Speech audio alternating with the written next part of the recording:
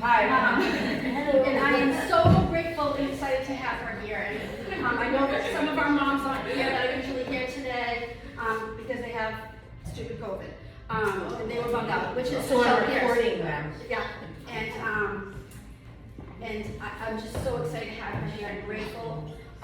So I got connected through her, through actually Maureen Hancock had me attend this network meeting or something, and then I reached out and she immediately said, I'll come speak at your mother's group. This was before the holidays, and we decided after the holidays, and then May, and then we figured May, right?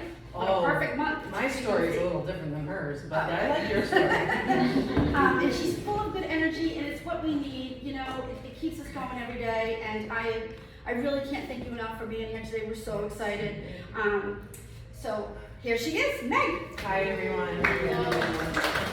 Oh, thank you so much. And check out those I want you to know that since Melissa reached out to me in September, I have been speaking to you all in my head almost every day because grief is not an area of comfort. Does that make sense? Yeah. Even as a therapist of 18 years, usually if someone's grieving, I'm how can I possibly help them? Because it's hard to think of what words or how can you trust me to help you feel better? So since September, it's been quite a journey that I've been on with all of you that you guys are unaware about. So I want to say thank you so much for hearing what I have to say. I'm humbled. I really am humbled to be in every single one of your presence. I feel like this is more important to me than if I was sitting in front of Congress or the president or anyone. I feel like this is like Bad Bitches Club. You guys all have dealt with a pain that I am sure you could have never, ever, ever, ever imagined. And so to have that and be able to get yourself and put your clothes on and get here tells me that you're all real bad bitches. So I'm a little intimidated to be up here. But luckily I've had about 9 months that I've been working on speaking to you and helping you, and it's really changed my journey as a public speaker. I have a private practice, so I'll just tell you a little bit about myself. I have a private practice in Plymouth. I was a school adjustment counselor in Taunton for a long time. I've been practicing for about 18 years. I'm super, super busy. I love what I do. I feel like I have the best job in the world. People come and talk to me about their stuff and care what I have to say. And it's like every person that comes in and sits down is my best friend, my sister, my mother, my brother. I just have a little bit of a different style. And I loved it, and I could be as busy as I want to be. I could work 12-hour days and be as busy as I wanted to be. But when COVID hit, I was alone in my office, basically with my phone staring at myself as I was trying to help people, and every person I was helping was struggling in ways that the worst way. I was my worst self. I didn't even realize that, but every person, some people I'm the only person they were speaking to. And so over the course of the year and a half, I felt like I was drained. I was not my best at home. I wasn't my best with my people. And I thought, what can I do? And I said, I need to reach more people. I need to reach a broader base of people because what it boils down to, in my opinion, is at the end of the day, we all hurt and grieve. We're all the same. It's a hard concept to wrap your mind around. What changes us is our circumstances, our traumas, our childhood, but otherwise our pain at the end of the day is the same, and it's different at different stages for different people. You know, I'm not sure how many new people are here in this group today, or how many people have been here for years, but I ask you to think about that person that you saw when you first came, or if you're here for the first time, that seems like they're doing okay. That, wow, look at her. She's like laughing. She actually seems like she might be finding happiness a little bit here and there. Good for her. Won't happen to me. It's like looking at that chick in the two-piece bikini across the way at the beach. You're like, good for her. That won't ever be me. She shouldn't be wearing it, but you don't care.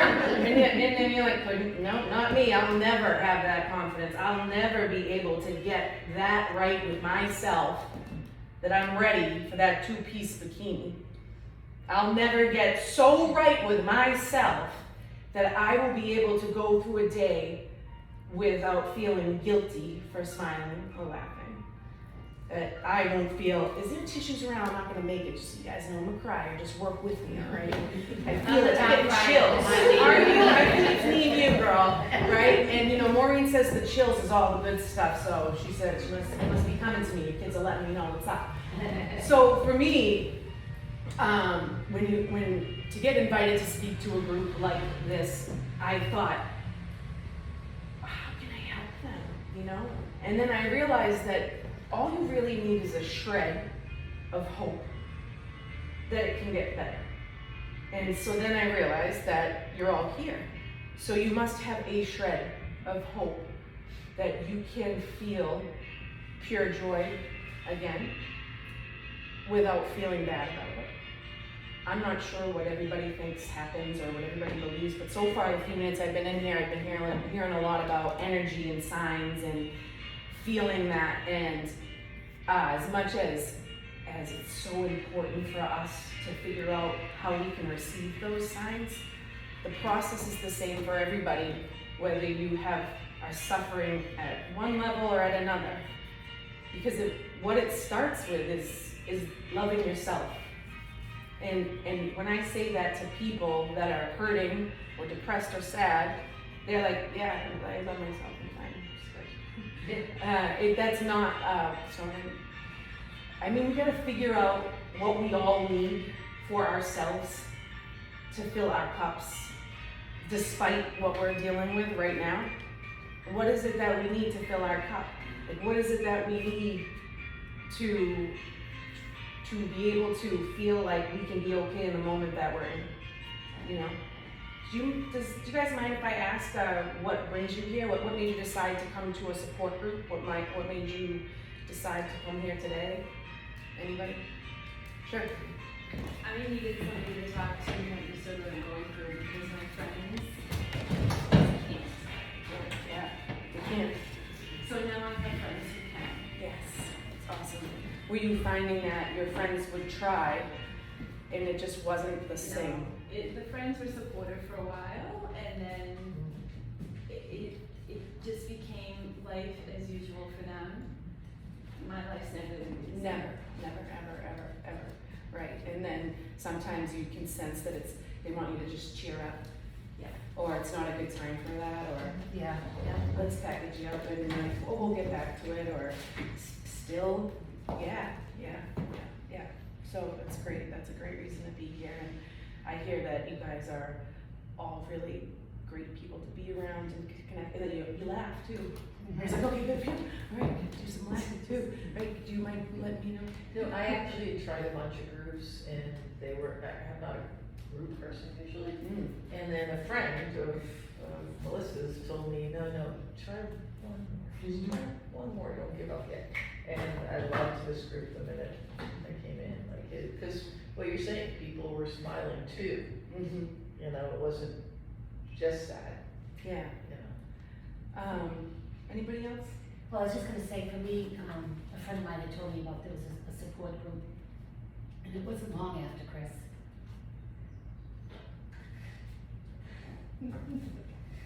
They all lost their spouse, you know, they were older people. I know they were dying to ask me what happened to Chris, but I didn't feel like I could share that. Like they would have to see it. I thought they would judge him. So, anyway, that really didn't help that much.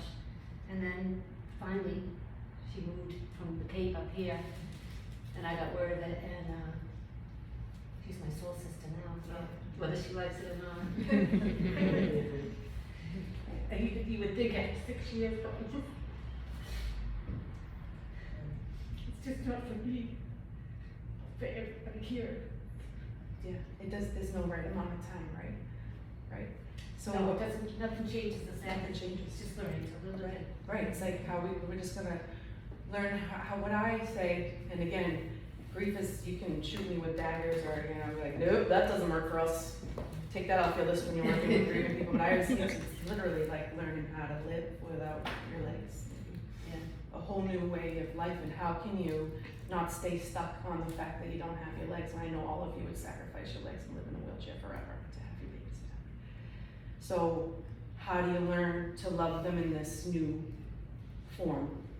Okay, this new form, and a lot of people have a hard time to wrap their mind around that, and that's okay. And that's kind of what my goal is here today, is to, wherever you're at in your grief, help you get to the place where you may feel more joy more often. I want to help you get there quicker, and I promise that it's possible. I want to read this letter just because it popped up just last night, and many of you have read it many times, and it's a letter from heaven. It's a letter, and if you've heard it, but just if you could listen to see if you feel like you reflect with what is said. Hi, it's me. I just wanted to drop you a line to let you know I'm okay. The strangest part about my passing is I don't feel gone from you. I do hear you talk to me, and most of the time I'm just trying to get you to feel my presence. I also smile when you keep asking me for signs that you set up. I promise they will come when you least expect it. I really do try. Please stop saying you can't feel me. When I see you laugh, it vibrates through my being, and I smile too. Feelings like guilt, anger, regret, and immense sadness sometimes build a barrier between us. Everyone grieves differently. However, my hope is that the signs I send you help take the edge off, even for a quick moment. I would love for you to try harder to let go of those heavy layers that put the weight of the world on your shoulders. I might actually be able to come to you more easily. Finding the balance between feeling it to heal it and being stuck in it is a fine line. I honor how you grieve. No, you couldn't have saved me. No, you shouldn't have done more. Yes, you made the right decision. I realize now that this earthly experience is all about finding our way back to love. All the rest is just a part of the tough journey we call life. Thank you for letting me be your teacher. Until we meet again, promise me that you will love with all your heart, forgive in ways you thought not possible, release anger that no longer serves you, and slide into home plate saying, I did it, I lived for you. I honor your memory by finding joy again. Love always, me. Has anybody heard that before? Mm-hmm. So it's a letter that Maureen Hancock wrote, and passed it around. I read it for the first time last night, and I thought, oh, thank goodness, I needed to read So that. it was sent to you for a reason? Yeah, it popped up for me for a reason. I was actually looking for something else, and that popped up, and I thought, I need to know if you women believe that, or if you want to believe it. Oh, I believe it, but, the funny thing is, all these things that you say, they're so true and they're so powerful, and we feel them. It just isn't always enough. It isn't always enough, it just. Well, if I can interject, I get signs from Miles all the time. I'm open to, I get signs from other kids, I think, all the time. Yes. And, I'm the veteran in the group, and, in the group here today, but, I get his signs, but I miss his voice. So, I'm not here to teach you or try to get you to believe in mediumship, or I don't know what happens. I'm curious if that sounds like something you want to believe, you know? If it sounds like something that speaks to you. You know what it is? It's trying to separate our mortal life here and where they are, and how to cope with being okay with ourselves and the people Yes. that are still here with us. You don't have to do that. You don't have to separate it, okay? You don't. No. I'm gonna tell you how. Okay. Okay? I'm gonna tell you how. I needed to know where you guys are at, because to me, like I said, I will not ever pretend to know. I think it's my worst nightmare. But what's worse than losing your child? Nothing. So in my opinion, I have a lot of work to do to come here to speak to you, because I think as a speaker, the next worst thing is trying to help a group of grieving mothers. And I was like, should I tell them how much I've been dreading this? Should I tell them? But yeah, because it was part of my journey, and I know you don't have to separate the two now. Everything has changed for me in this 9 months journey so that I can stand here in front of you and show you how you don't have to separate it. And it starts, when I just stumped in with that self-love, that self-care, it's bigger than that, right? It's way bigger than that, but if you can start by taking one step, like that article, that letter says about anger, what is it that's making you angry? How is it helping you? How is it serving you? Is there a way that the anger is serving you? Is it helping you? Because if it's not, your baby doesn't want you to be holding on to it. It's one of the things that is going to block you from hearing them and from feeling them, right? So to separate the two, you believe that there's a chance when this world is done, you will see them again, right? Yes. Right, we believe that we hope for that, right? So let's all say pretty much, we're believing that our energies, our spirits, we will meet again, we will see them again. Fucking long is it gonna take, I'm not sure, but we will meet again, right? So if we believe that, then we also have to believe that they would want us to be happy while we're here, right? If we believe that that's possible, did you believe it was possible that you could love somebody so much before you had that baby? Did you believe that? Like, did you believe your love could grow like it did for your child? I never knew about it. I was like, I know, I'm a therapist, I love people, I'm a good auntie, I love nieces and nephews, and my friend would say, no, you don't know about it, it's a secret club, Mother, it's a secret club. And I said, okay. When I had that baby, I was like, oh, what did I care about before? What did I love before? What was important before? And everything about your life changes, right? And I didn't know about that feeling until it happened, right? And I bet you never ever believed that you could feel as bad and grieve as bad. That unknown feeling of emptiness, I bet you had never ever knew that feeling was possible, right? So the big thing I'm gonna try to ask you to do is just believe me today.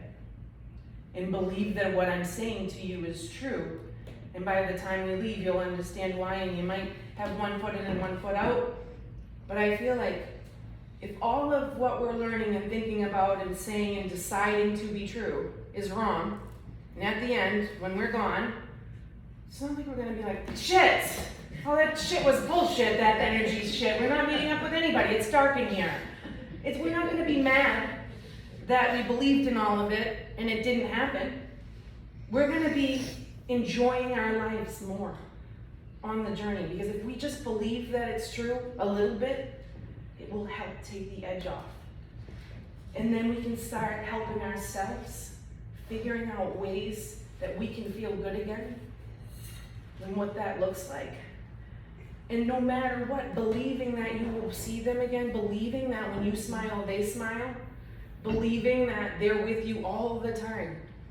If you believe that the more right you can get with who you are, the more anger you can let go, that the more you will feel them and see them and hear them. And when I say it to you, I feel like an imposter, man. I'm new to this, I'm 9 months into this. Maureen's been my friend for a few years, but I always was in one foot in and one foot out. Like, okay, sure, she's talking to them. Until I saw her really do it randomly at a restaurant to someone who didn't want to talk to her, and I saw it and I thought, God, I have 1 foot in and one foot out. I'm gonna put both feet in and I'm gonna believe that all this is possible. And when I did that, everything about my life has changed. it's hard for me to get mad or upset or angry. The nerves that I had, I'm talking in September when she said, when do you want to come speak? February, March, April, May. I was like, oh, May! I got a lot of work to do over here. I really gotta get right. I really need, because there's no people I would want to help more than you. So, and then I thought, oh, right, Mother's Day. Happy belated Mother's Day to all of you. It is my favorite holiday. I want to invite you all to think about next Mother's Day maybe becoming one of your favorite days. A day where you decide to celebrate the relationships that you have with your loved ones, celebrate the relationship and feel their love that day. And feel it and celebrate it, and because that's what they would want for you, and that's what's gonna feel good. Being sad or angry is gonna keep them far away. Well, missing them is so draining. So draining. So I want to help you. I want to help you be able to feel them, so that you're feeling new experiences and new stories, and you're feeling lighter and good. And instead of being so sad about this life that they're not here, you're doing them justice by being the best you, and really bring all that excitement when you meet again.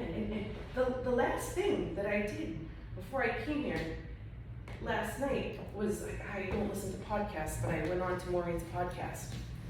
And I gave a plug for this group and said I was going to be here today, which if you asked me a few months ago, I wouldn't have told anybody because I figured I would have bombed it.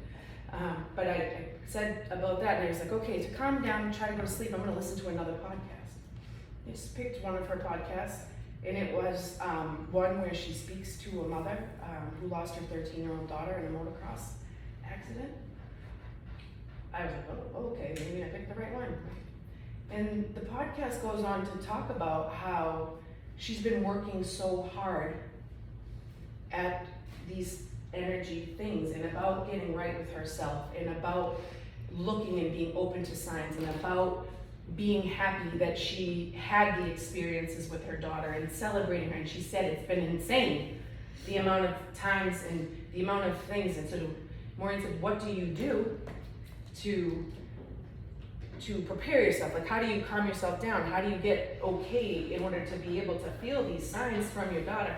And it basically was what I want to talk to you guys about. You know, she said, I meditate, I exercise, I try to clear my mind, I try to be open to it, I try to be in the moment that I'm in, instead of a million miles ahead of where I am. I try to just stay right there. And so that's where I want to start with you.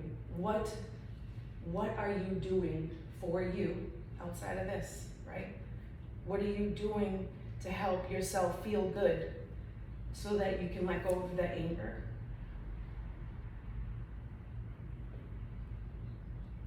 Anybody? Oh, I know after Christmas, when I applied to work as a substitute teacher, because I had this stupid notion that I could plant these little seeds of hope, something around the world. Because it has really. So it wasn't stupid. It wasn't stupid then, right? Oh, some days when you. Some days you're like, why did I do this? It's like they just brushed that seed right off their head. but honestly, yes, it really has been wonderful. But it's. What's the area of pain? I know that you might feel uncomfortable, but someone else is thinking it. You know, where do you struggle the most? Because that's where we need to not shy away from. We gotta lean into it. Where are you struggling the most? Where is it the hardest? Is it Embarrassment for the way my son died? Like I feel. You know, it wasn't your fault. Don't be embarrassed. And if anybody is mean, just say fuck you to them. I say to myself, fuck you, you say, I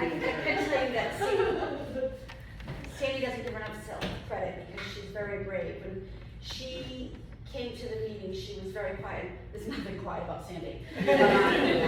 She kind of listened and let everyone talk, and she finally shared how her son passed, and a mother was sitting directly across, she's sitting here today, and said, that happened to me too.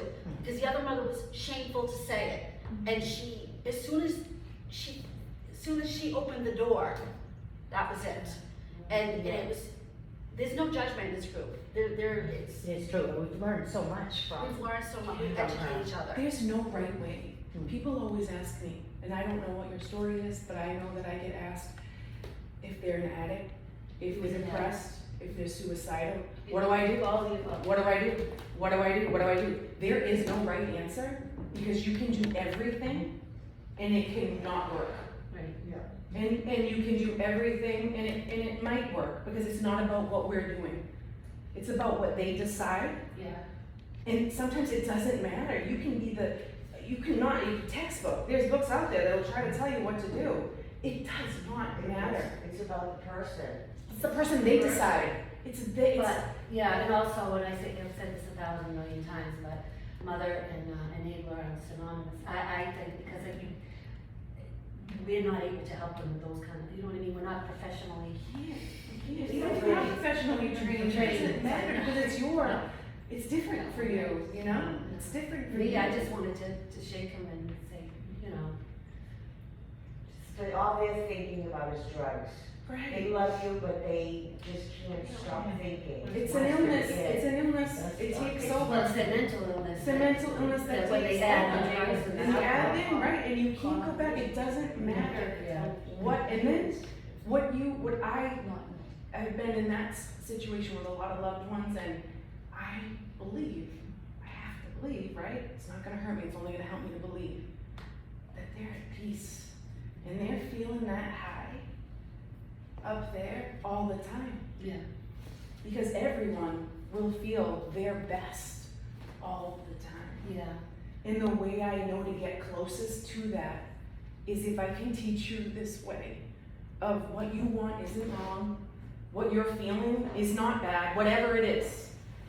Just meet it where it's at. If it's a yicky feeling like anger's a killer, but don't avoid it. Tackle that shit. Why am I so angry? How is it helping me? It's not helping me. How can I get rid of it? I think it's like, because there's pre-ed stuff, you know, there's several people here that have lost a child, so it's all so tragic.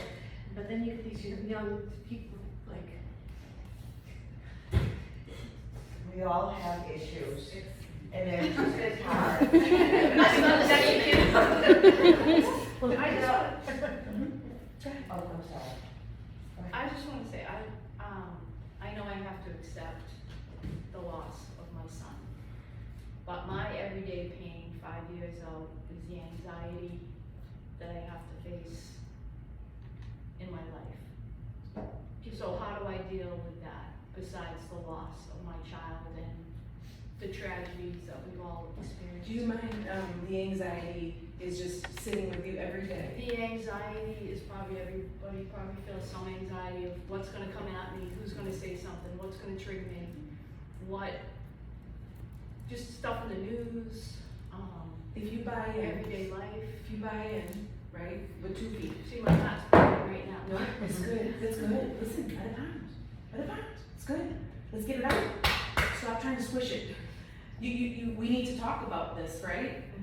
Is someone gonna mess with you, right? Yeah. If I can get you to be your best self, if I can get you to do a little bit, it can be listen to a podcast, it can be make sure you take time for your coffee, make sure you go First, outside I and talk have to get a good night's sleep. So Sleep. Yeah. That's what you say, right? But guess what? I'm a terrible sleeper. I'm lucky if I get 3 hours a night. You know why?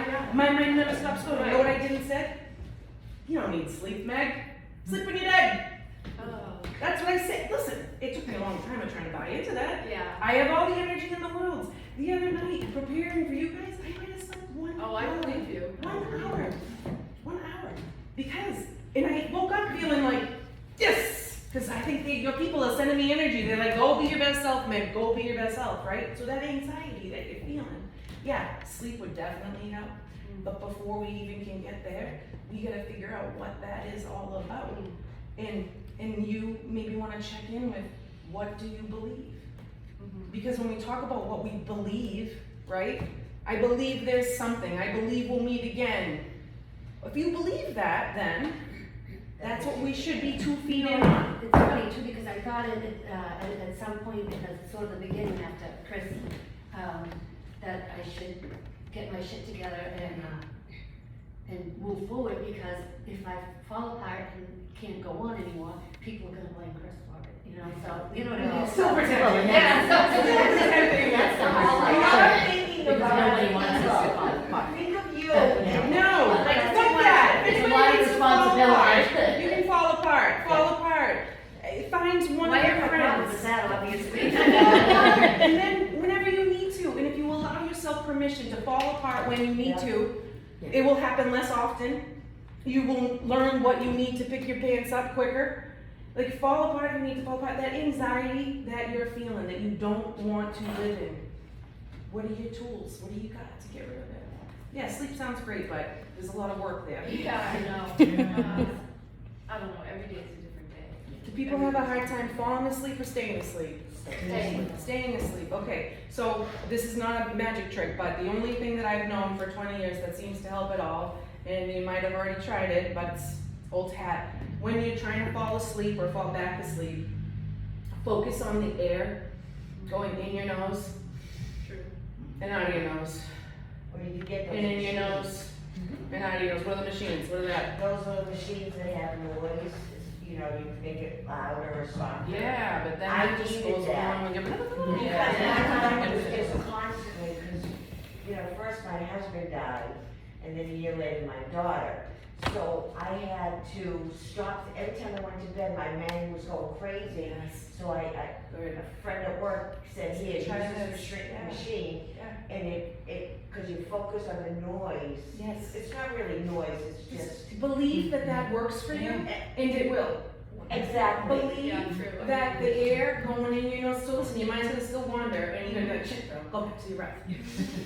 Feeling it gets boring, I think, is what happens, and suddenly you'll feel yourself kind of start to drift, but you gotta keep going back to your breath, in through your nose, out. Does everybody know how to take a deep breath? It might sound silly, but you guys go over that in here?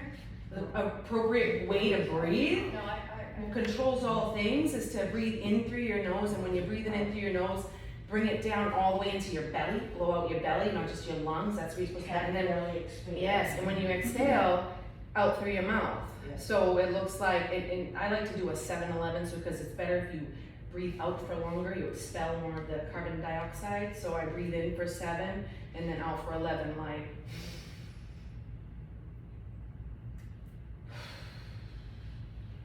And you make sure you're very. Now, you can often see me in my kitchen going like this.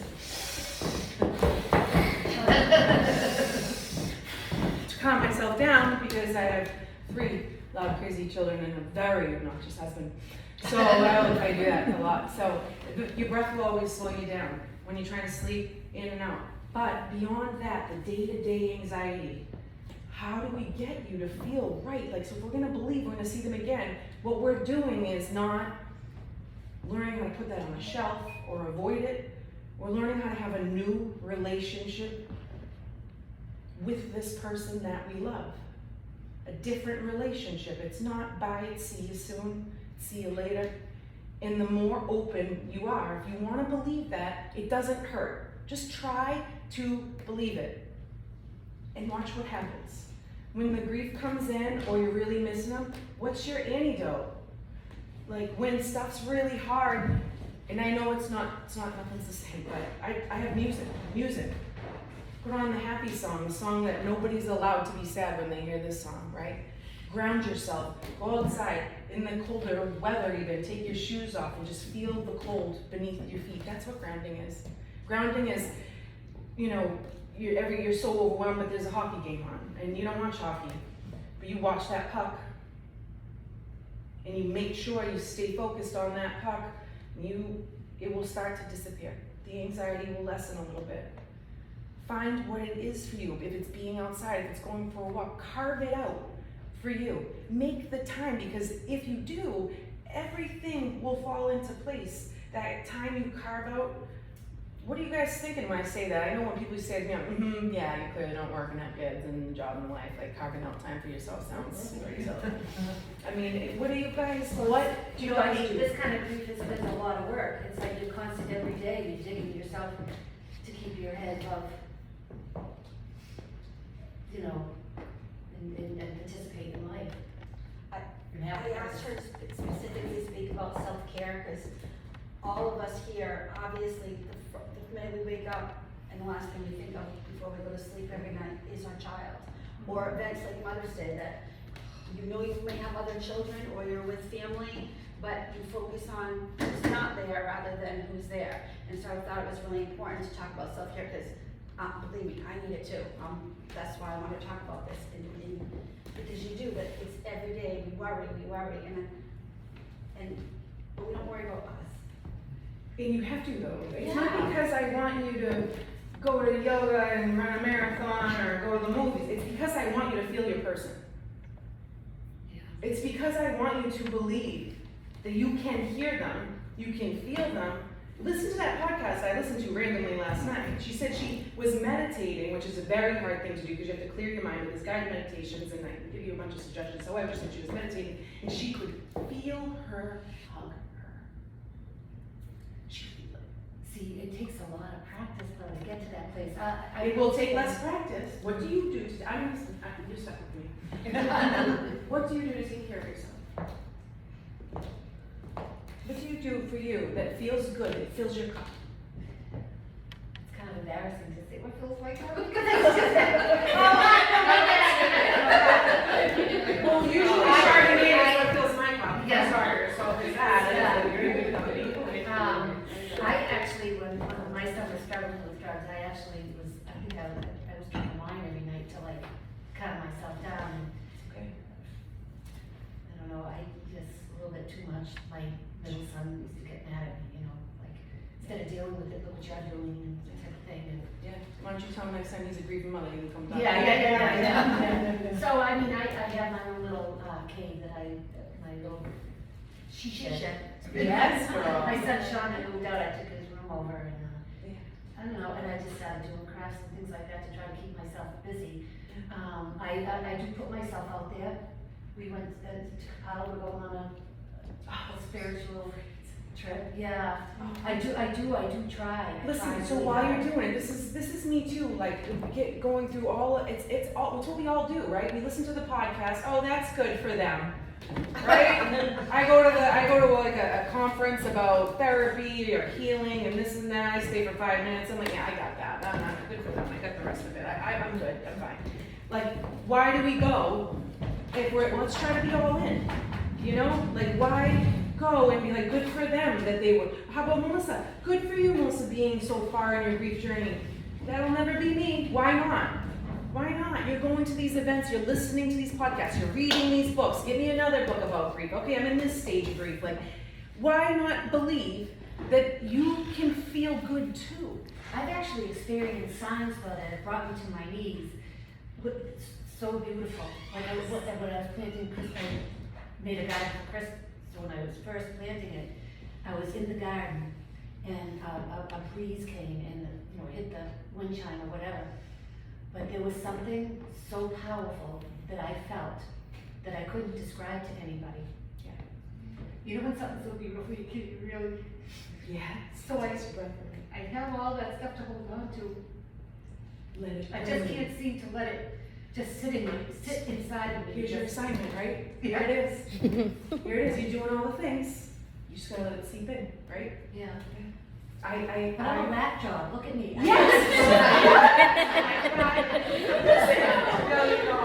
Crazy? All the best people are. All the best people are. All the best people are. I have heard Oh, that. regular. Bring it. I mean, who wants to be regular? I don't even say the word normal because that is a swear. You do not say normal in my house, right, T? This is my BFF/wife/adopted daughter/nanny. We don't say normal in my house. It's like, Mom, it's a normal again. There's no such thing like whack job. Hell yeah, lean into that shit. You've got it all going on. Just let it seep in. Why do it and believe it? It's what started to get me here to you. because I was spinning my wheels and I was draining myself out helping people. And then I was like, well, why don't you just try to start doing some of that shit you keep telling people to do, like self-care. So I always liked hot yoga, so I started going to hot yoga. And I was like, all right, well, decide that when you're in hot yoga, it charges you up. Decide that it gives you energy. Instead of being in there and doing a to-do list and who you're gonna call after and what groceries you're gonna be on the way home and who's gonna be so mad and upset because you can go right home after work, you went to do this first. Decide that you are gonna be charged up, and when you get home, you're gonna have all the energy and you're gonna feel good. And when I started to buy into it, it started working. And instead of going home and feeling guilty that I did something for myself, I used to walk in like, hey, how's it going? Oh, you're still in your clothes from today? Oh, it's a mess in here. All right. Okay. And then I would hear, oh, yeah, no, yeah, blah, blah, blah. And so now I walk in like, hey guys, what's going on? You know, hey, I feel great. And I don't feel guilt. And when I come in and I don't feel guilt and I don't expect to be treated like I did something wrong, no one treats me that way. You know? So, It's true. I mean, everything you're saying is true. yes, It's hard finding your thing. that thing. Well, for me personally, I'm like Melissa, the veteran, but I went from grief to doing okay to now I'm just downright angry. And so, and I have a lot of hard things coming. And so I know on the other side, there's gonna eventually be some peace and some, I think I'll be able to heal. Yeah. But finding time for self-care, like, I don't think there's any space for it right now, although I want it. I need to get rid of the anger, because this anger is like killing me inside. It is. You know? And self-care cannot be Yeah. second, it has to be first. Yeah. You be the person that you want others to be, kind, nice. I'm just angry that it's not ending. What's Like, not ending? Well, we have a trial coming up. Yes. And just the fact that, I have to sit in a Sit courtroom. and do this and do this, yeah. And I think, it's been 10 years and I still don't know what happened to my son. Yeah. So to know, to have to sit there and hear, I just want it to end. That's the thing, I just want, not that I just want it to, I just feel like there's What's it's not gonna end. help you in that courtroom? You know what's gonna help me right now? Like, I need to go break some plates or, like, I need to, like, that's what's gonna help, because I'm just downright pissed off that it's just, It's still a thing. it's still a thing. I know there needs to be an end, and I'm so grateful It's that coming, there's yeah. an end coming, but, like, I just feel, I see my husband, I see my, has it been? it's been 10 years. 10 years. I feel like you finally control it. Right, that's like, I feel like I have Yeah, no. so Not be almost 12 able to years. one of the Yes. first things. No, 10, it'll be 11 years, We're 3 right? months apart. Right, I've lost That's all fine, track of that's time. fine. Like, this has been Still my feels life, my horrendous, time. no matter what It's level eternity. you're at. If it's a year, it's eternity. He's, Right. yeah, But but that's that's true, 'cause trial. we're 3 months apart from me, that's how Melissa and I met.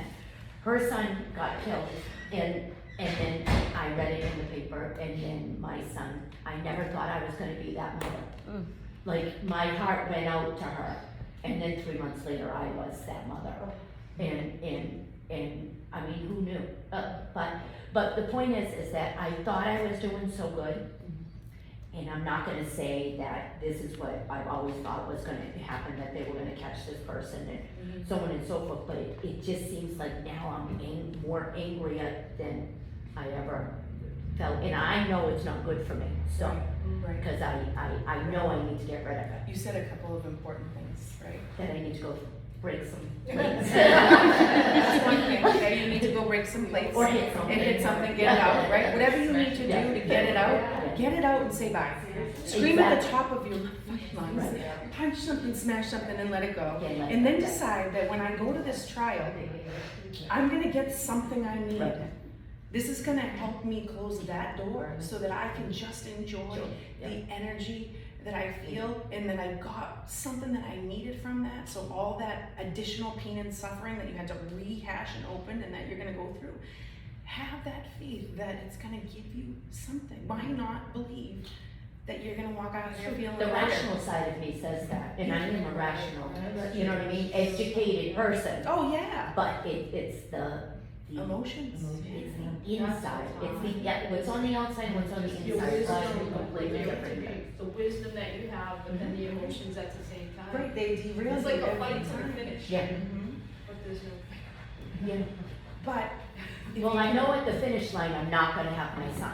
Do you know what I mean? The rational side tells me, you know what I mean, he's in a beautiful place, And you will see him again? and I will. Okay, Yeah. so hold on to that you will see him again. And Mhm. another thing that you said, are there people here that you love? Mhm. Yeah, there's still some people here that you love, right? So, They're hurting though, yes, yes, the hard part everybody, is- right? But yeah. so then I always Like my think, husband's not the same husband I Of married course 34 not. years Of ago. course not. And, You're you no know one's what I the mean? And my same. daughter and my. but we all still, if anything that everybody in this room knows is, we're not promised tomorrow. Right. Correct. And so, I always like to think that, God's fair, somehow it may come, right. I don't even know if I know that guy or if he's real or not, that's just my opinion, but it's something that stuck in my head and I thought, God, how can you say that? How can people even wrap their mind or believe it? Just to know that we're not promised tomorrow and that we can still count our blessings every day and that will help us clear out the anger so that we can be more open to seeing these signs. What's gonna help you get rid of that anxiety or that anger? Smashing stuff? What are you gonna do? Just try to help myself every day in some way. I don't know. I do gardening stuff, just regular stuff, nothing Gardening? crazy, yeah.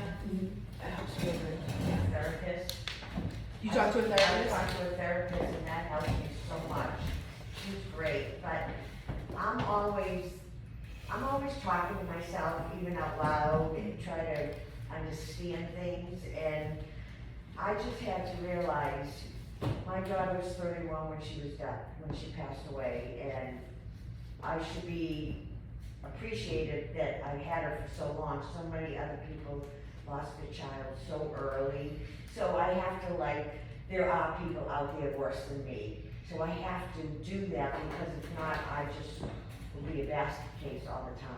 See, I don't find that And- helpful. and then- It makes me sad, and then I guess even more sad for them, for other people. Well, You know what? You know It what? doesn't end. That's, I hear that a lot. It So, doesn't end, what just but- says for you, that's what works for me. So as a therapist, I often say what you said. Because that's what works for me. That's my way of, I grew up in a free family with government cheese and nothing and borrowed clothes and in a rough spot with a single mom and now I have, healthy children in a private practice where I can help people and so I'm always counting my blessings. I'm always like, wherever I can find them, that it's sunny out today, that we have my son's favorite cereal, so he's not gonna be mad today. Anything that you can have to count your blessings and so for you to have that perspective and say, wow, I really got lucky. If I don't, I would just be, That's your way, I would right? be in bed, sick, throwing up, Right. sleeping, all the That's so time. powerful that you're able to do that, and I totally understand why you're not able to yet, right? Because a lot of times people say that when they hear that, that just makes them feel worse, that they feel bad, because it feels like they minimize their grief, because Yeah, they no. shouldn't be so sad, but it doesn't. I guess if you just take my right. husband was sick, he had Parkinson's and Lewy body, so I had to deal with that for like 7 years, and I knew, the end is coming. Yeah. So I was in that mode already, but I lost 40 pounds, I couldn't eat, I cried all the time. Go to work and you feel better. No, I'm crying at work. So sometimes I just go and cry and scream and then I say, okay, you're done, breathe, calm down. Because I was so sick. Yeah. I was down to like 90 pounds. It was, so I had to kick myself in the ass. I have nobody. I have my son, but he's not. Losing a child will make you sick. Mm-hmm. It makes you physically sick. Oh, You've yes. all either gained weight or lost weight, right? Yeah, You don't sleep. You don't Anxiety. sleep. I never had I anxiety. slept. I thought people were like, oh, big deal, anxiety. No. It can control your life if you let it. yeah. I It can sleep has. for like 13 hours. Anxiety is also, Yeah. what we create. When even if you know, there's a difference between, you know, being diagnosed with a generalizing anxiety disorder that is a genetic thing, and it doesn't matter if you're walking on sunshine every day, you still have it, to what most of us experience all the time, which is the situational. Of course I freaking feel anxious, of course I do. Yeah. And how to look at that as something you are creating within yourself based on what you think should or would or could. And it takes you right out of the moment that you're in right now, and so you're missing it. You're missing it. And if you just can be grounded and grateful, I know it sounds like okay, but really, if you can find anything, because your person wants you to be happy. And when you unblock yourself from the anxieties and the to-do lists and the things I should be doing or I shouldn't be feeling, and you just say, it's okay, whatever it is that I'm feeling is fine, oh well, too bad, and I'm gonna lean into it and discover why do I feel that way, and I'm gonna let it go, I'm gonna release it. That's the quickest and fastest way to feel and to hear your loved ones. Is to, if you believe it, like why not? Let's just believe that we're gonna meet with them again. And so how can we work on our relationship? That's really what I want you to try to get. How can we work on our relationship with our person in this new form? It's basically light and dark, positive and negative. It's hills and training. Yeah. It's training. Yes, it's training. It's hills and valleys. It's black and white. Today was okay. Fuck that shit tomorrow. Yeah. Not today, man. Yeah. Right? And so then when you feel that, you gotta be like, come up with something. Nope, can't do this. I'm not. All I know come is up. that today I feel like shit. That's all. Yep, today I feel like shit. The quicker you just take it and say, today I feel like shit, but I'm gonna be open to maybe it turning around. Like, Yeah. you know, Yeah. when someone's like, well, it's 4 o'clock, the day's gone now. I'm like, Yeah, I know it. the day is still young, we can turn it around in any second, you know? If you bring in that energy to what you're doing, like at any time, like if that's what you want, is to feel them, to know they're okay, to be able to feel a little bit more peaceful. It's like, but you gotta figure out something that works for you. It can be little. It can be having 20 minutes of silence. It can be taking a walk. It can be listening to a podcast that you like. It can be getting your nails done. But when you're doing it, you can't just do it. You gotta be like, this is charging me up. I had a friend tell me that she brings mala beads, just like stones, crystals, to her yoga class, and she puts them on her mat, and when she does yoga, she charges them up. She's charging them up, and I was like, oh, okay. She goes, and then when I'm at home and I'm upset, or I grab the beads and I hold them and I work it out. And I was like, okay, hippie. Yeah, real. And then my journey coming to you, I thought, good for her. Who gives a shit if it's mala beads on her yoga mat? Who cares if it's you decide that it's sitting in the snow with no clothes on? Who cares if it's dyeing your hair purple? Who cares if it is? Do you think that's one of the problems? Is our expectations in society? Yes, all of them. Yeah. That is our problem. That is what has gotten us here, right? Yeah. When I work with little kids, and when I say work with little kids, I don't work with little kids anymore. I'm working with my own little kids to try to see if I can raise them without them being totally fucked up like the rest of us. It's a science project, because you know what you have to do?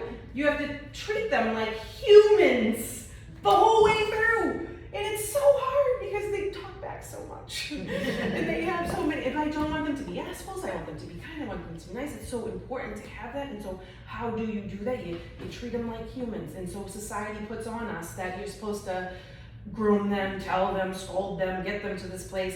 When you're grieving, you're supposed to grieve for X amount of times. You're definitely not supposed to smile. You're definitely not supposed to laugh. Oh my God, God forbid you go on a vacation. Like it's what we're seeing in media. It's everywhere. Where how about that one person, that person who you're like, did they even like their kid? Yeah. Like, they seem so fine. That person's circumstance may be different. That person's trauma may be different. Their story and what they're telling themselves is completely different. And so you have to decide what you're telling yourself about what happens. And then decide that you're gonna let it come all the way in. Why not? Why not? You'll be lighter, you'll be skipping. If you believe that I'm gonna see him again, I gotta start figuring out how I'm gonna talk to them, how I'm gonna feel them. You know, is this really true that when I'm happy, they're happy? Is this really true? You know, so it can be anything. It can be calling a friend. I am a therapist, but I'm also a hypocrite. I think that I get it all figured up here in my head, right? And when I say it out loud, it's always different. It happens to you, right? I don't need to talk about it. And then you say it and you're like, oh, well, I guess I know the answer. I guess I, right? And so find that. Open up. Don't come here and not and with one foot. Go in with both feet. Believe it all the way. If Maureen Hancock's gonna be my friend, and I'm gonna watch her talk to dead people right in front of my very eyes and say things that blow my mind, be all in, Meg. I saw her 2 weeks ago. Did she not decide? She came to me right away. Yeah. And she said my husband's bringing my daughter in and that she's okay and she's sorry. And my husband thanked me for taking care of him. And it's like, it took a long time to really Even. believe it, or it's hard. I mean, I have it on my phone, so, and it's just amazing. She believes that everybody can do it, right? So I'm not gonna pretend to know more than she does about being a medium, right? So I'm gonna take her word for it. Well, and there was a woman next to me that her son died. He was 7 years old and he didn't speak.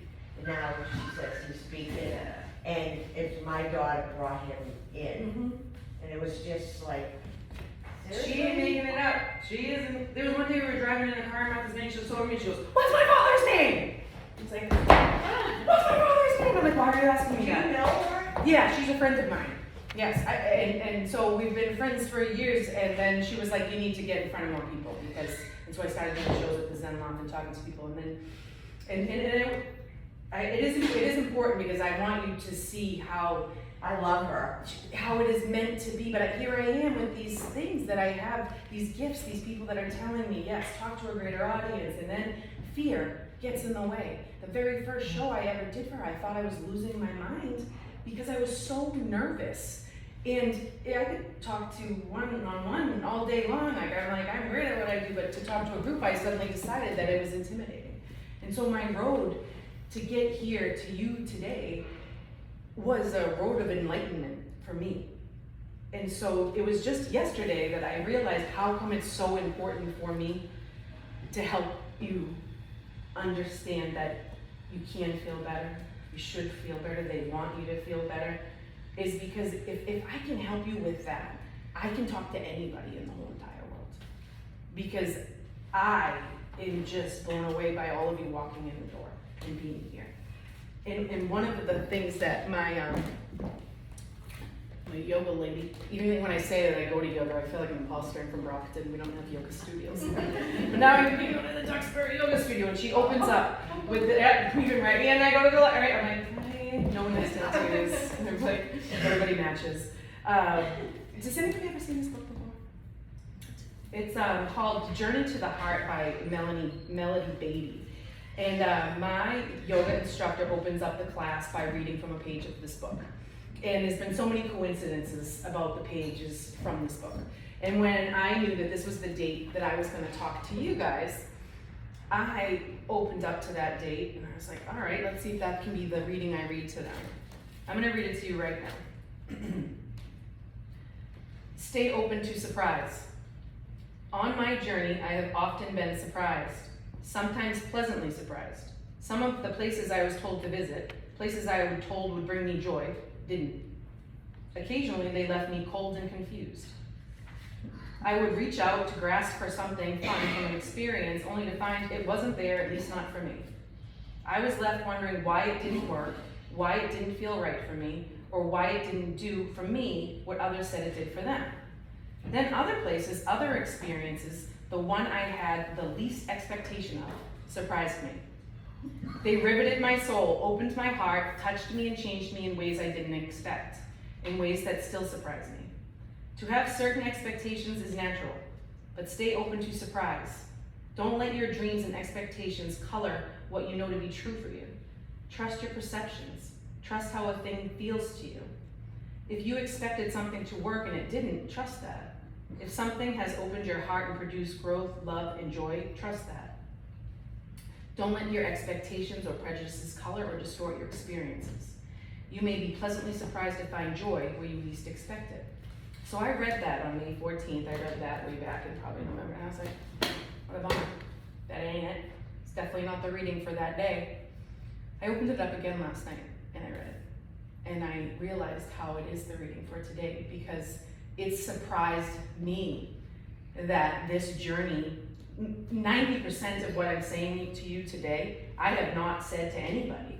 I haven't talked about energy and belief and serving yourself first so that your cup can overflow. That's all new to me. And it's changed my entire life, because I thought, if you told me a year ago I would be standing in front of a group of grieving women in fancy shoes, if you told me, I fasted 72 hours this week. That sounds like a crazy person, right? I didn't eat a Well, damn I did that, but I had a colonoscopy. I was like, oh, you're trying to lose weight? I'm like, no. I just decided Monday morning after a tough Mother's Day, where I wanted it to be my favorite day so bad because I love being a mother. So I wanted it to be my favorite day. And so I realized I have to plan it myself from now on. Yep, and make sure it happens, because those expectations will get you every time, right? And so when I read this, I want you to know that I found out about 2 weeks ago that the woman that wrote this book, now I've been hearing this book for a year, and then I bought it and I gifted it, and I often, when I speak, read to people from a page. Usually it happens to be the right date. I'm a justice of the peace when I marry people. I'll do a reading, you know? So the woman who wrote this book lost her son, and I didn't know that. She lost her son and then traveled all over the country on this journey and wrote a passage every day. And I was like, shit. There's meant to be. I have to read to these girls. Because she enlightens me every day. So here I am thinking so hard about what I'm gonna do to help you. And this grieving mother helps me in her passages every single day. And they are moving things, and I am surprised to be able to sit here, I love food.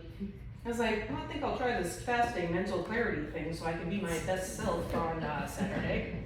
Went 72 hours, I've never felt better in my life.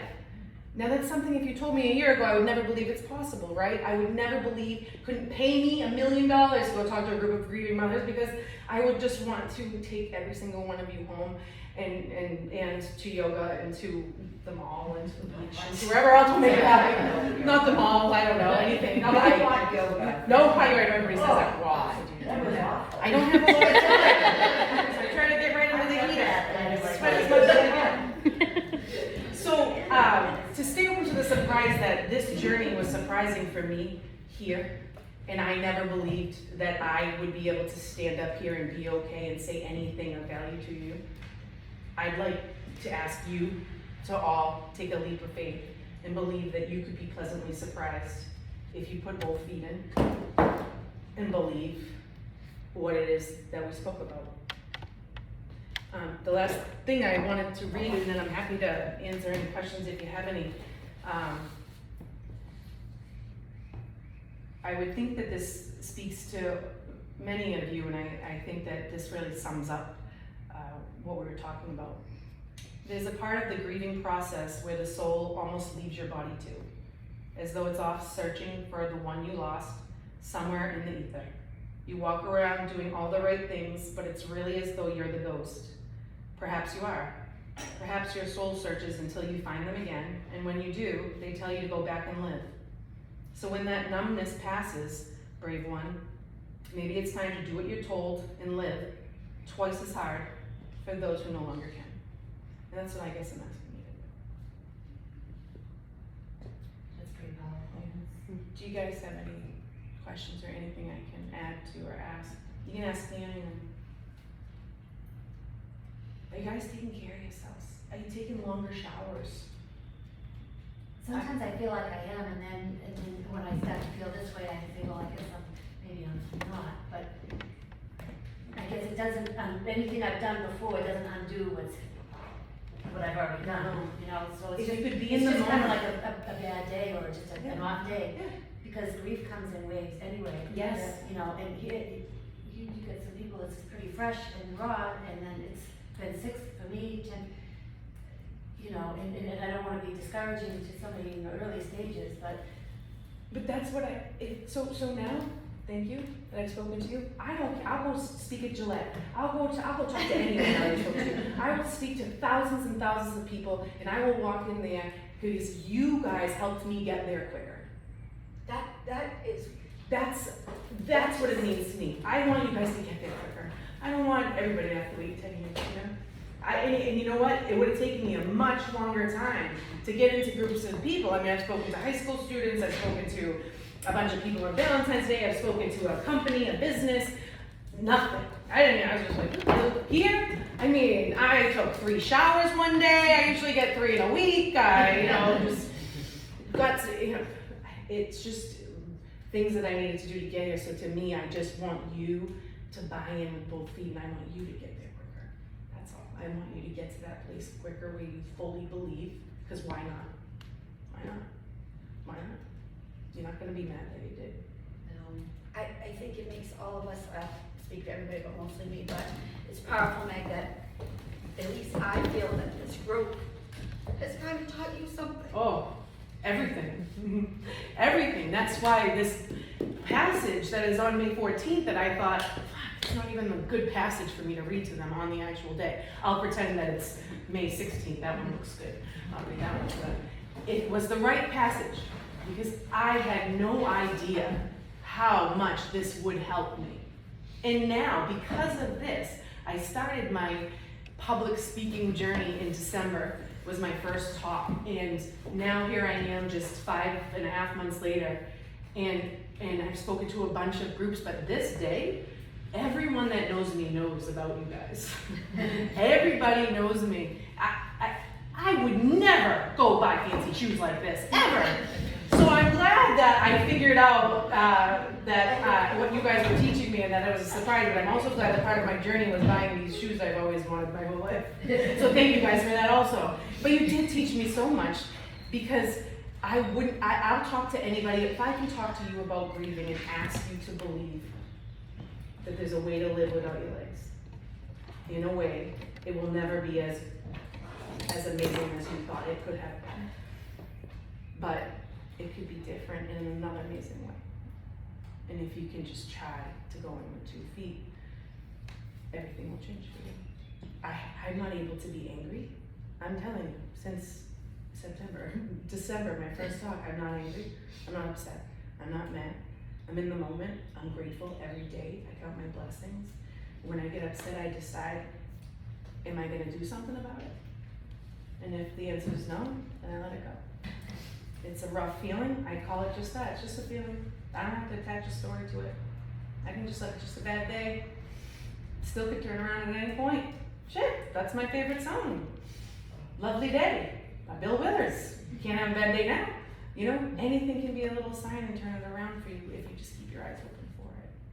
So I really want to thank you all for having me here, and I'd love to come back anytime, and if there's anything I can do, there's a bucket of pens back there. I don't have business cards because I wasn't that fancy yet, but you know, at least when you're writing, you can think of me, and my email address is on there and website if you guys ever have another group you want to have me speak at, or even if you have any questions, email me up. Do you have any questions for us? What do you hate that people say to you? Oh. Let's have some fun with this one, guys. That's the worst thing that somebody ever said to you. Yeah. At least you have other children. Oh! Yeah. Like, what, do I get to pick one that I lose? Yeah, right, like you have to pick one, you know, see, at least you have to pick a Right. line. Everything happens for a reason. Oh! Ah. Oh! I can't stand it. Just waiting for that reason. What is that reason? What else we got? What else do you I say? just had a patient, I have two daughters, and it's You have 2 daughters. Is it okay to talk like that? I like to talk like, you have 2 I always daughters. say I have 2 ones in heaven already lost their lives, but it's awful. Can I It's please- usually elderly people I'm working with, so sometimes I come to some spot. This lady, so when I said it, she goes, oh, one will keep you busy enough. Oh, didn't say sorry, I was like, and it just threw me, it threw me What'd you do off. with it? So in that case, listen, I invite you not to accept and take these things and be in horror on your own. When someone says something to you, and it's like, know that one, they're either completely ignorant, two, they're just trying and have no idea, but three, invite them. Just, what's my first question? What do you hate to hear? Because there's nothing I would never want to offend anybody. So when someone says something to you, like that, say it wasn't an old person, say it, or a senile person, or even that thing about She was totally with it. if she's, so I would even just say something little to her, like, yes, I do, but that's not helpful. So I'm not gonna be mean. Go, you're ready to tear somebody's head off, girlfriend, that's fine, all right, we're gonna smash the plate and slice it. They're in a better place. They're in a better place. This place. So listen, I'm super sarcastic, but I would go, oh, you been there? Yeah. You don't have to be sarcastic, but yeah. So you lost a child and have one that keeps you busy, so That you get it. Yeah, right, don't keep it. So what's something somebody said to you? Even that one you said, everything happens for a reason. Oh, thank you. Whenever you figure out why my son was tragically stolen from, I mean, you don't have to make me feel bad. I don't want to, I'm a nice person, so I don't ever want to be mean, but I don't want to keep it and bring it with me, and I also think it's important. If you're nice, you can school them. But some people say, then you're just putting negative energy back on. You know what I mean? So sometimes I just go, No, I don't want you to be negative energy. I just want you to let them know it's not helpful. right, is it, yeah. Like, I appreciate that, but that doesn't sound helpful. Well, how about the guys, right, like as soon as they find out that you've lost a child, they treat it like you're contagious, like. Oh, yep.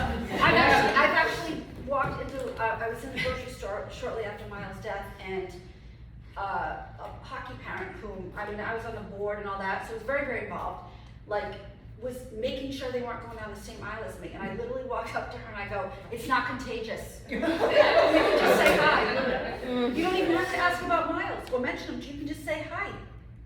Thank you, how are you, whatever. I was psycho. I have to be the bigger person, so the other people aren't so uncomfortable. I was psycho. Well, let's, why not let it start with us? Why can't we talk about it more? Why am I so uncomfortable with death? Because no one's talking about it, and no one's talking about how bad it feels, and no one's talking about what you should say, or how you can help. Everyone's like avoiding it like it's edgy.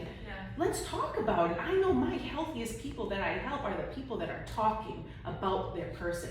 The people who have their pictures up, who are, I'm getting chills, see, they're telling me, do it. Put the pictures up, talk about them, listen to their song. Like, there's nothing I like better than when my daughter talks about her godfather who passed, and she's like, I miss Grandpa Dick. You want to see Snoopy somewhere. And I was like, good, so she's going to know Snoopy. And let's get Snoopies around the house. And, let's talk about them. Let's keep them around. Let's make it okay. And let's also, when people are shitty, I like to assume, which makes an ass out of you and me, I know. Yeah. But I like to move forward with thinking that people are generally nice, that most people think they're generally nice, right? Even though they are huge assholes often.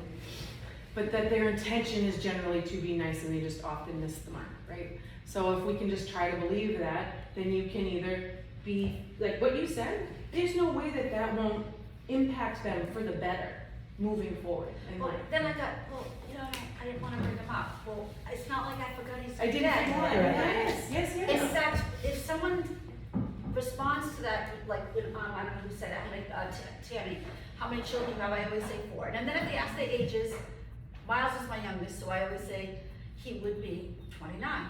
He's in heaven. And then they go into, I'm sorry, it's like, and I always say, it's okay. He's my favorite son you should talk about. That's what I say, and they just, Right, just give permission. that's what, he is my favorite son. Hello, that's why I have this group. I needed to talk to people that understood how I felt, because unless you walked in this journey, you just can't. It's not that you don't want to, you just can't. And that's why I started this group. I wanted to not feel like I was not the only psychotic mother in the world, you know? And I met all these psychotic people just like me. You have a misconception, so let's work together to get it. So this is going to be our universal sign. My daughter is 3, and What's her name? Her name's Alana, and Alana is she's something else. She has epilepsy, so she's been my number one child that I am always like staring at. And she's also the sassiest, craziest, biggest dancer. She knew I was you talking to the ladies? She's like, I have pictures of all my outfits, and she was like, mm-mm. Then I put on the flowery shirt, and she goes, oh yes, the ladies are going to love it. May is for flowers and for your shirt and for the ladies. So I have this little sculpture in the house that looks like this, right? And she said, it's on the counter, I forgot it, I want to bring it. She goes, you should bring it to your ladies. I said, oh yeah, you want me to bring it to the ladies? Yeah, so they know the sign. I said, what's the sign? She goes, are you thinking what I'm thinking? I said, I don't know, Alana. What are you thinking? She's like, I love you. She said, teach the ladies. So while we're trying to make a difference in people being odd and awkward and not helpful around your grief, let's just throw this up here and there, you know? But so as we go, and it's not just grief, it's anybody that's angry, or anybody that's sad, anybody. Because really, it is, when I would see this, love is the answer, right? I saw that at a little store during my journey, and I thought, okay, and love's the answer, yep, that's all you need is love, sure. It's true. It is true, though. It's true. If you love yourself, it's gotta start with you. That's the part I always forget. It starts with you, loving yourself. Doing what makes you feel good, not apologizing for things that you like or for your feelings. It starts with you. It's And- forgiving ourselves, though, too, for Yes. our Forgive yourself. imperfections that, you know, Forgiveness means that you're letting go of the fact that you can't change it. You can't rewrite it. Yeah. Just let go of the fact that it could have been any different, because it couldn't have been. Right. It was the way it was meant to be, unfortunately, for whoever knows what reason, but we gotta forgive ourselves because we can't go back. And the more we stay back there and reread it, the longer we'll suffer. Our society is really, it fascinates me, the way, the things they prioritize and the way they handle things and death and like with everything going on with the war and then and then they're bringing up Roe versus Wade in the middle of all these tragedies and all these other things. Do you know what I do? I protect myself. Protect myself, right? I can't watch the news. Yeah, I can't. When I hear there's not a lot of things I'll get my panties in a bunch about, but helping people during Black Lives Matter and having to, I'm a therapist, I have to help them no matter what their views are, was very challenging to me. Yeah. Roe versus Wade is like, you want to see me get angry, then that might be the thing. So I protect myself, I step away from those things, and I know that a lot of people say that's ignorant. I'm alright with that. I don't think I have my part. I have my part. because you're I help- dealing with people's opinions, you know, that's you know. That's their opinions, right? So when you say that this world upsets you or society, whatever, I say, who cares what they think? Care what you think. Who cares what's going on out there? Care what's going on right here. That's when life does get better. Way better. Way better. I don't give a It's shit just what not anybody that thinks. easy See, but that's what I think this group is about, guys, because we meet once a month and sometimes we just talk, we cry, laugh, sometimes we plant, we have people like you. Last month we made candles, Oh, so fun. and with crystals and fun, you know, some grounding stuff too. But, this group is my strength. It really is. So Michelle Pierce came up and she called us her warrior sisters. Yeah. And we made t-shirts that said Warrior Sisters on them, one room. And Sandy painted a sign and elephants, and that's what we call ourselves, because we know that once a month we can come here and we can cry, or bitch, or... Can I tell you guys something about Michelle? So I'm recording for Michelle. Do you guys all know Michelle? So Michelle is a member here. She reached out to me and said, oh my God, you're gonna be talking to my group. We worked together at Bristol Plymouth where she worked. And we had lunch together every day in the lunchroom and while I worked there. And she really didn't ever speak at lunch. She was always very quiet, reserved. I was always like, she just doesn't like us. She's not nice with him. I stopped working there just before her daughter died. And if I could tell you, yes. Are you talking about Michelle Dunn that lives in Gardner? No. Michelle Pierce. Michelle's okay. Yep. You're like, that would be an odd coincidence, right? Is it something we know? Well, so she's a different person for the better. And I don't mean that her life is better. I mean that something happened for her. I believe, this is not even anything I've said to her, but I believe that something happened for her where she looks at life differently, because she has painted me pictures now for my home. Oh, she's like so I, talented. yeah, asked for a picture and got an artist. Like I feel like so cool. She paints she this paint your beautiful. boat? She painted like a little boat Yeah. in this little harbor, and she's a different person. She's friendly. It's like her daughter, who is this big energy, who's just always smiling, happy. Like when I see pictures of her daughter, I like just. I said, Michelle was always. I think she funneled that energy in. And yeah, and she is just a love and a light, and I want to eat her up all the time. I want to soak up her energy all the time. I ran into her at the beach, like a little island in the middle of the ocean that pops up. Like, you can only get to by boat. I'm like, is that Michelle Pierce? and I couldn't wait to talk to her because she is taking that energy in, and she's changed in that way, and I think that's what helps. She's been very helpful to other mothers with their grief. But I have to tell you, since we're doing a recording for her, I can't reach it. But if you want to pull that, she rings the bell. There's a chapel bell. This is so awesome! So, I maybe with your heels. She With your shoes on. With your shoes. The shoes on. Oh, Yeah, this is why I needed these shoes. That's right. Tell my husband. How's your toes? Oh, they're great. They feel really Yeah, comfy. you pull it really hard, you'll Oh, hear yeah, it. here. Did you play basketball? Oh, this is so lovely. Isn't that awesome? I'm moving in. So that's for you, Michelle. Yeah, that's for you, Michelle. We should all do that. We miss you. Yeah. Or no, Yeah. that's funny. Right?